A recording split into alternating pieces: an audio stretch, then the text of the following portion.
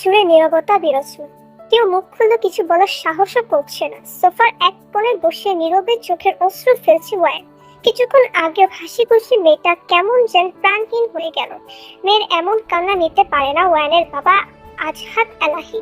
ঘরে থাকা মিস্টার ক্রিমের উদ্দেশ্যে গভীর কণ্ঠে বলে, আমি আমার মেয়েকে তোমার ছেলের হাতে তুলে দিয়েছিলাম এই দিন দেখার জন্য। 5 বছর তোমার ছেলে বিদেশে ছিল, আমি কিচ্ছু বলিনি।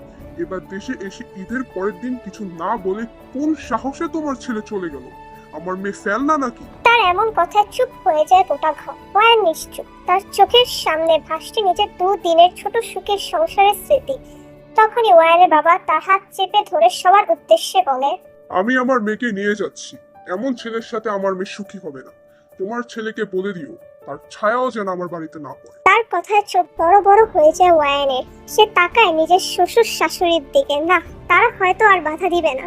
চোখ থেকে এবার আরো বেশি করে গড়িয়ে পড়ে অশ্রু। তাহলে শেষ তার এই ছোট্ট সংসার, আর করা হবে না তেওঙের সাথে তার সংসারটা। কিন্তু বাবা, বলেছ বাবা, তোমার বাবা ঠিক বলেছে। এমন ছেলের সাথে তুমি কেন? কোনো মেয়ে সুখী হবে না। আমারই ভুল, নিজের বন্ধুত্বটাকে সম্পর্কে রূপান্তর করতে চেয়েছিলাম। মিস্টার কিমের কথায় চুপ হয়ে যায় ওয়াইন। তার খুব করে বলতে ইচ্ছে করছে, আমি খুব সুখী তার সাথে। সে আমাকে এই 2 দিনে অনেক ভালোবেসেছে। বাবা, আমাকে নিয়ে যেও না, আমার তে আমাকে খুব ভালোবাসে। তবে সাহস করে আর বলা হলো না ওয়াইনের। শেষবারের মতো অশ্রু ভরা চোখ নিয়ে দেখে নিল নিজের সংসারটাকে। এরপর তার বাবা তাকে টেনে নিয়ে যায় কিম বাড়ি থেকে। ওয়াইন চলে যেতে তার শাশুড়ি আঁচল মুখে চেপে কান্নায় ভেঙে পড়ে মিসেস কিম। হঠাৎ করে তার খুশিতে জমজমাট বাড়িটা কেমন যেন প্রাণহীন হয়ে গেল। মিস্টার কিম চুপ। এখনো বুঝতে পারলো না কি এমন হলো। তার বড় ছেলে হুট করে ঈদের পরের দিন আবার চলে গেল আমেরিকায়। তার সাথে ওয়াইনের যাওয়ার কথা ছিল, তবে গিয়েছে তার ছোট ছেলে জিমি। বাড়ির এমন প্রাণহীন পরিস্থিতিতে জিমি ধীরে আড়ালে গিয়ে কল করে জিমিনের ফোনে। এই ঝামেলার সমাধান না হলে যে খুব বড় সর্বনাশ হয়ে যাবে তার ভাইয়ের জীবনে। বাড়ির জানালার সাথে মাথা হেলিয়ে রেখেছে ওয়াইন। চোখ থেকে অনবরত পানি পড়ছে। বুকটা তার কাঁপছে ভয়ে। তার বাবা ফোনে গর্জন করছে তাদের লয়ারের সাথে ডিভোর্স পেপারের জন্য। কিন্তু ওয়াইন তো ডিভোর্স চায় না, বরং তেওঙের হুট করে চলে যাওয়ার পিছনে তারই সকল দোষ। ওয়াইন চোখ বন্ধ করে মনে করে নেয় সেই দিনের ভুলের কথা, যা আজ তাদের বিচ্ছেদের কারণ হয়ে দাঁড়িয়েছে। গরু কাটা ও রান্না শেষে ছাদে খুব বড় করে বারবিকিউ পার্টির আয়োজন চলছে কিম বাড়িতে। সবাই ছাদে নানা কাজ করতে ব্যস্ত। ওয়াইন নিজের রুমে চুলগুলো বাঁধার জন্য এসেছে। আয়নার দিকে তাকিয়ে লজ্জা পায় সে। গলার কাছে লাল দাগ দেখে তার মনে পড়ে যায় সকালের কিছু কথা, মিষ্টি ছোঁয়া তার স্বামী নামক পুরুষ থেকে।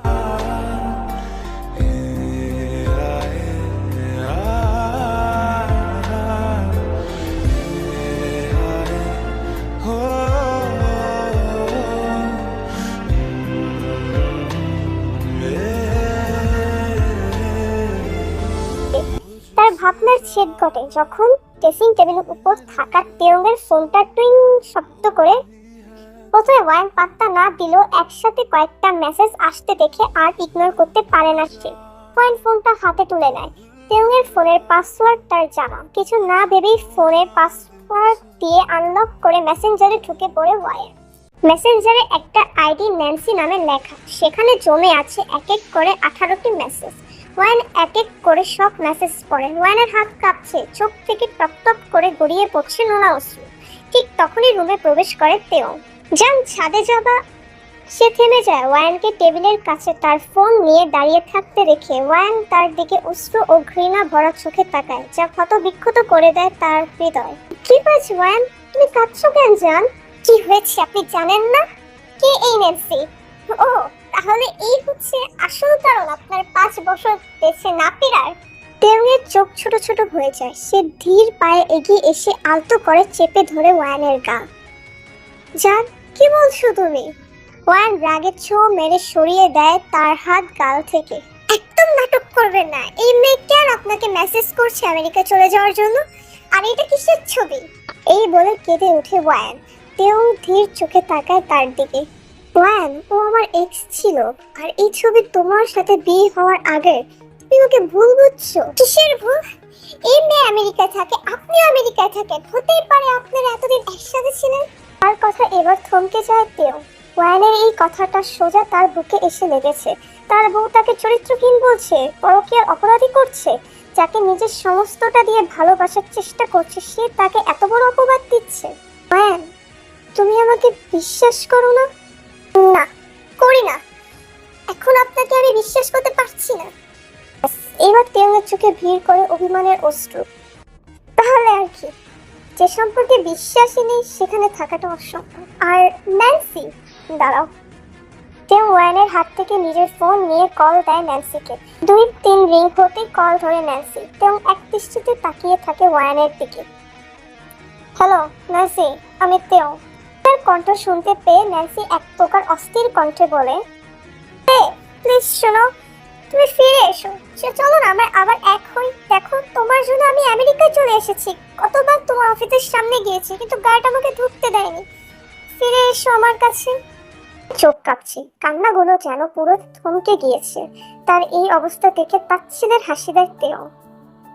ভালো থেকো ন্যান্সি, এই বলে কল কেটে দেয় সে।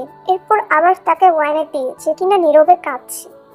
আই হোপ এখন তুমি বুঝতে পেরেছো ওর সাথে আমার কোনো গুরুত্বপূর্ণ সম্পর্ক নেই। যদি থাকতো তাহলে ও আমেরিকা যাওয়ার পর ওকে আমার অফিসে ঢুকতে দিতাম না। ওকে পাওয়ার জন্য ব্যাকুল, অথচ আমি তোমার কাছে চলে এসেছি, কিন্তু তুমি। ওয়ান কেঁদে ওঠে আরো, নিজের ভুল বুঝতে পেরে। তার কান্না বুকে আঘাত করছে তেওয়ে, তবুও সে শান্ত করে না ওয়ানকে। সে নিজেও যে খুব কষ্ট পেয়েছে ওয়ানের চোখে নিজের প্রতি বিশ্বাসের ঘাটতি দেখে। সরি, আমার ভুল হয়েছে, বিশ্বাস করেন। তখন আমার মাথায় কি যে হলো, আমি পারলাম না আপনাকে বিশ্বাস করতে। তেও হাসে, যাকে বলে বুকের পাথর নিয়ে হাসা। সমস্যা নেই, আজ অবিশ্বাস করেছে, 2 দিন পর আবার করবে। চোখ বড় বড় হয়ে যায়। সে তাড়াতাড়ি তেওয়ের হাত চেপে ধরে।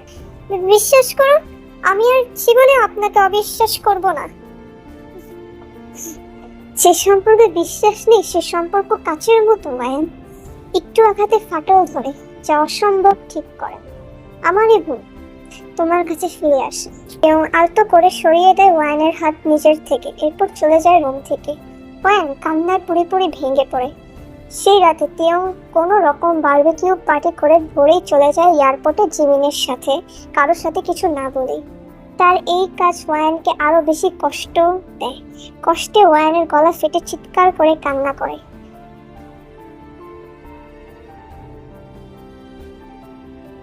পিছনের ঘটনা মনে করে একটা দীর্ঘশ্বাস ত্যাগ করে ওয়াইন গাড়ির জানালা দিয়ে বাহিরে তাকিয়ে ধীর কণ্ঠে বলে, এত কেন অভিমানী আপনি? হ্যাঁ, এত দূরত্ব কেন করলেন? আমার কষ্ট হচ্ছে। পাখিরা ভেবেছিলাম গল্পটা টু শর্টে দেব, কিন্তু গল্পটা সুন্দর তাই ভাবলাম যে থাক, আর একটা লাস্ট এপিসোড দিয়ে একটু রোমান্টিক, একটু বাস্তবতা মিলায়া টিলায়া। না, একটা এপিসোডই আসবে, এটা লাস্ট এপিসোড। ওকে, বাই বাই।